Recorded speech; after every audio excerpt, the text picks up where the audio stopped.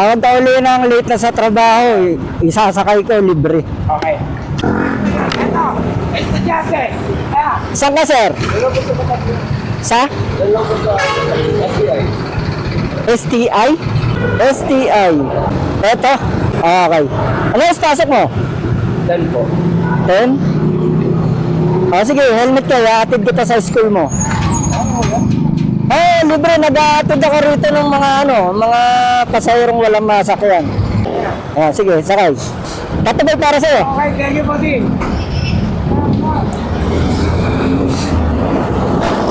Ba't parang duda ka? Hindi ka naniniwalang libre?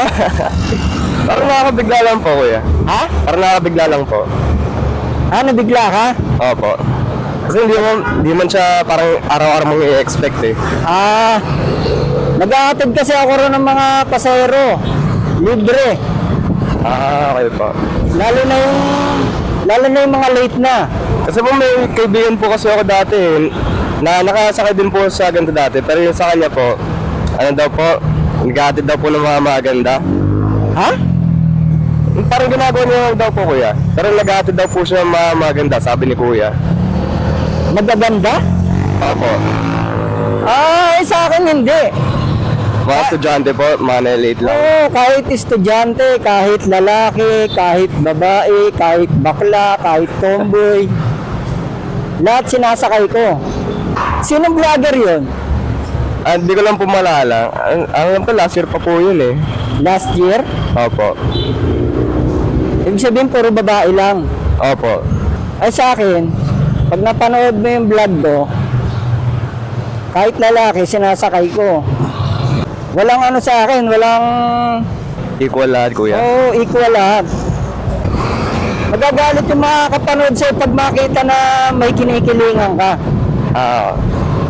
Ano ba kurso mo? Ano po, IT. IT. Bakit nandun ka sa kabila? Doon po yung bahay ko, kuya eh. Ha? Doon po banda yung bahay ko, sa looban po niyan.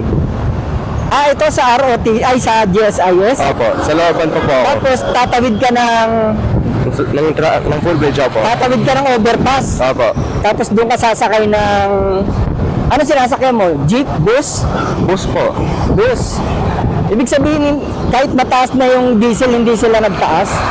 Opo, meron din po ibang nagtataas, pero minsan po nakalagay naman po sa nila, parang preference naman po yun. O, tanggap din naman po nila kahit 12 pa rin. Ibig sabihin, may nakalagay na note? Opo. Ano nakalagay sa note? Na yung minimum fare po, 12 po, o kaya 15. Pero tanggap pa rin naman po yun na 12 kahit pa paano. Ibig sabihin, nasa sayo na kung gusto mong magdagdag. Opo. Kasi mahal ang diesel. Opo. Ayun, okay yun. Napanood ko nga sa Facebook yun eh.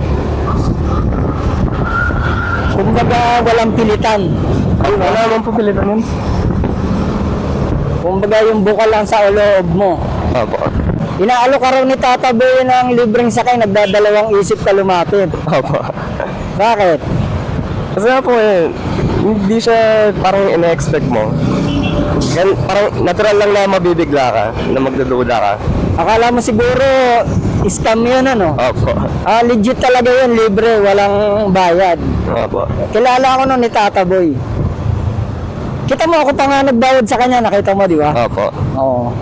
Kasi yun ang tagatawag ko ron. Yun ang barker ko dun eh. Pagkatapos mo, babalik ulit ako dun.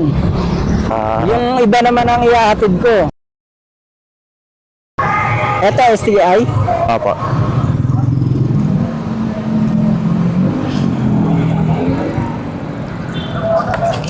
Ay, sorry po.